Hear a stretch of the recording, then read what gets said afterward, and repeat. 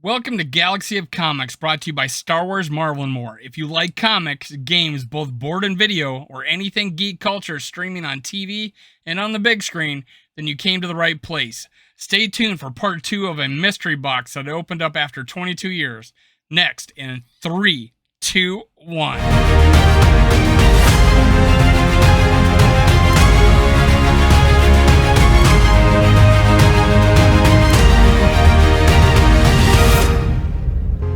Hey there, comic book brothers and sisters. This is Galaxy of Comics, brought to you by Star Wars, Marvel, and more. I'm your guide, Dave. Join me as I trek across this big, beautiful comic book universe. Our next stop is me talking about a box of comics I collected 22 years ago and has been stored away in a closet. Before we do, though, make sure you subscribe, like, and leave a comment below. I want you to be a part of my comic book journey. Now let's get started. You know my story if you've been listening. I want to get my personal grail, Amazing Spider-Man 300, first full appearance of Venom. I have number 299. I am Venom.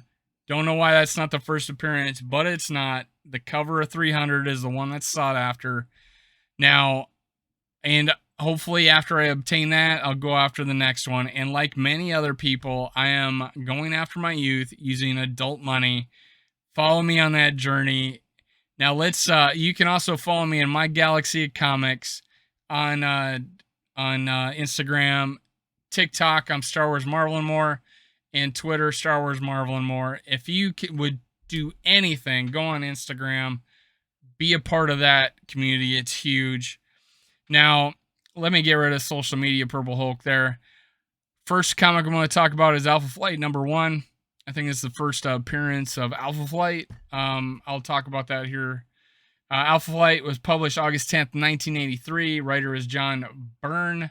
Cover artist John Byrne, introducing Canada's premier superhero team, Alpha Flight, as they take on the dimensional beast Tundra.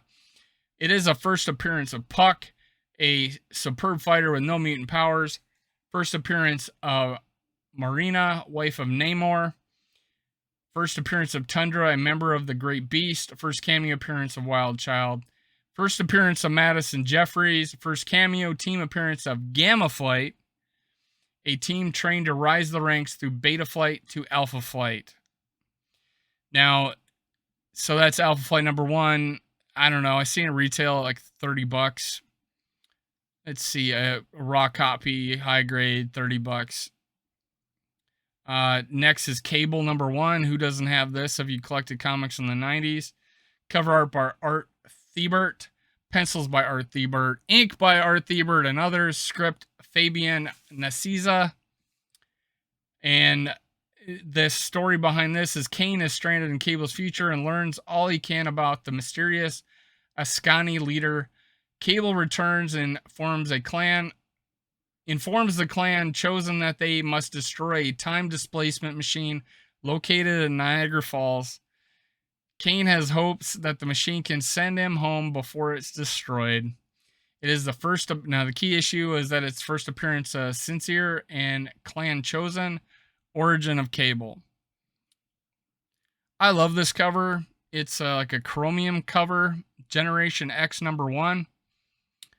Published November 10th, 1994. Writer Scott Abdul. Penciler Chris Bachalo. Cover artist Chris Bachalo. The first phenomenal issue. This is the write-up. The first phenomenal issue. The next generation of mutant heroes begins their training now. Who is the energy-draining M-plate? And what is the connection to M? I wish I knew what those were. First, again, I'm coming back, man. I collected it because I had a cool cover. First appearance of Chamber. Okay. First appearance of M-Plate, Marius St. Croix, a psychic vampire. First cameo appearance of Penance, later revealed to be the real Monet St. Croix. And it has a chromium wraparound cover. It's a very beautiful cover. I think this retails, like, Cable is like $5. This is high grade, 10 or $6. Not a whole lot of collectability about it, but who knows? Spec on it.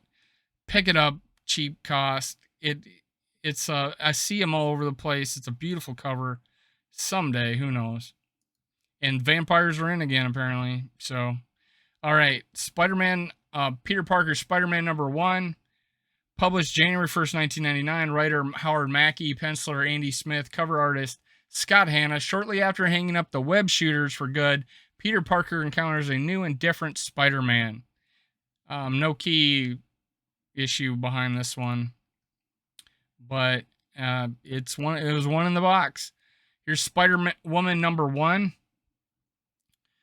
John Byrne, script, pencils, Bart Sears, inks, Randy Elliott, Raymond Chrising.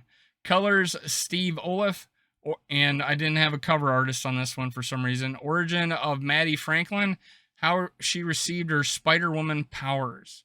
So that's the key behind this.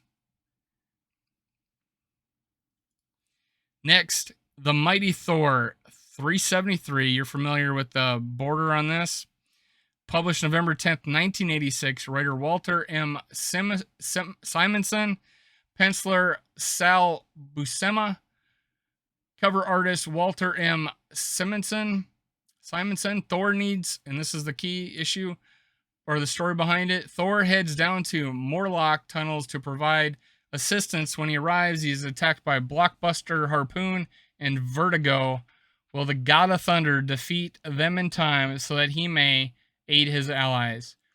The key behind this is the specialty border printed on select covers, published November 1986, celebrating Marvel's 25th anniversary, or more precisely, the 25th year since Fantastic Four #1 was published in November 1961. So if you didn't know why those had those borders, now you do. And I have a Spider-Man, I think, of that year too. Not to tell my story yet, but I do. X-Force #1. I know I collected this, when I was in college. I had this issue. Anyways, I must have picked it up and, the next time I collected comics. X-Force #1, published August 10th, 1991. Writer Bob Liefeld, Fabian Nicieza, penciler Rob Liefeld, cover artist Rob Liefeld. Third appearance of Warpath. This is the key. First cameo appearance of Tyler Dayspring, the son of Strife. First appearance of G.W. Bridge, a former teammate of Cable's. Unofficial appearance of Deadpool, a character bio. Wow, I didn't know that. First comic to be sold polybagged with trading card. I did know that. And who doesn't have this issue? I think it retail tops $10. High grade. X-Force 15. Published October 1992. Greg Capullo, first X-Force work. The write-up is To the Pain. X-Force rescues Sunspot, who joins the team. Cable rips through Deadpool and Tolliver to free the real Dynamo. Up to this point, Domino has been a shapeshifter named Vanessa in Tolliver's employ. Classic battle. The key issue is this is a classic battle between Cable versus Deadpool. Obviously, Deadpool 2, I think that's where Cable appears. So that was the hype on it. Not much of value in this comic, but pretty cool cover. Deadpool and Cable going at it. X-Men #1. Who doesn't have this issue? I do now. And to find out, I think my copy is gradable, man. It's a nice looking copy. I seen some really off-white pages on X-Men #1, just because the fold cover and leaves the edges exposed to sunlight. Mine's been sitting in a box for 22 years, so it's looking pretty nice. Published October 1st, 1991. Writer Jim Lee, Chris Claremont, penciler Jim Lee. It's Xavier's X-Men versus Magneto, the master of magnetism. This is the write-up. The X-Men's oldest enemy is back and is going to take everyone the X-Men have to bring him down. The huge gatefold cover by Jim Lee promises that the battle is going to be epic. First team appearance of X-Men's Gold Team: Storm, Archangel, Colossus, Iceman, and Jean Grey. First team appearance of X-Men Blue Team: Cyclops, Wolverine, Gambit, Rogue, Cyclops, and Beast. And you may not know this, but Cyclops is one of my favorite characters. I do not know why. I just think she's pretty cool. And I loved that she appeared in X-Men with an actress I enjoy. So it was pretty cool to see her on screen for the first time. Now, first team appearance of Acolytes, Fabian Cortez, Annie, Marie Cortez, Chrome, Nancy Winters, and Delgado. Best-selling comic of all time with sales of 8.1 million copies. Interior pinup by Jim Lee, A Villain's Gallery. Special collector's edition with no advertisements. Nice. That's nice. Gatefold cover with Jim Lee connecting art assembled into one image. Awesome. Preview of, I did not know this until I looked it up. Preview of Omega Red and Pinup Gallery and its sketchbook. Well, the Pinup Gallery, yeah, because of apparently put it in there. He doesn't appear till number 4, I don't think.